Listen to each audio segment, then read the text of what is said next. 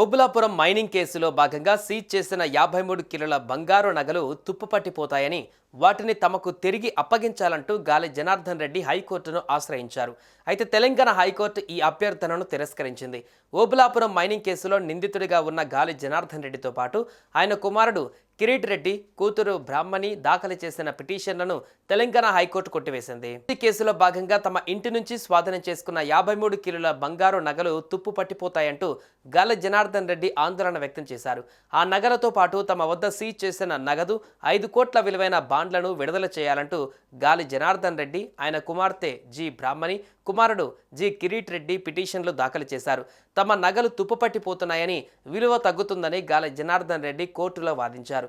అయితే హైకోర్టు ఈ వాదనను తిరస్కరించింది. ఓఎంసీ కేసు విచారణ పూర్తయ్యాకే ఆస్తులపైన హక్కును తేల్చుకోవాలని స్పష్టం చేసింది. వీరు దాఖలు చేసిన క్రిమినల్ పిటిషన్లను తెలంగాణ హైకోర్టు న్యాయమూర్తి కె లక్ష్మణ్ తోసిపుచ్చారు. స్టాక్ హోల్డింగ్ కార్పొరేషన్ లిమిటెడ్లోని బాండ్లు, బంగారు నగలను తిరిగి తమకు అప్పగించేలా సిబిఐకి ఆదేశాలు ఇవ్వాలని గాలి జనార్దన్ రెడ్డి పిటిషన్లో పేర్కొన్నారు. తమ ఆస్తులు నేరం ద్వారా వచ్చిన ఆదాయంలో భాగం కాదని గాలి జనార్దన్ రెడ్డి కుటుంబం వాదించింది. అయితే ఈ పిటిషన్లపైన విచారించిన హైకోర్టు కొట్టివేసింది. ఈ సందర్భంగా విచారణ ముగిసేలోపు స్వాధీనం చేసుకున్న బంగారం, బాండ్లను అప్పగించాలంటూ సిబిఐను ఆదేశించలేమని హైకోర్టు పేర్కొంది. బళ్ళారిలోని గాలి జనార్దన్ రెడ్డి నివాసంలో సెప్టెంబర్ 5, 2011లో సిబిఐ దాడులు జరిపింది. ఈ కేసులో stock holding corporation of India limited నుంచి 53 కిలోల బంగారం, దాదాపు 3 కోట్ల నగదు, 5 కోట్ల విలువైన బాండ్లను సిబిఐ అధికారులు స్వాధీనం చేసుకున్నారు.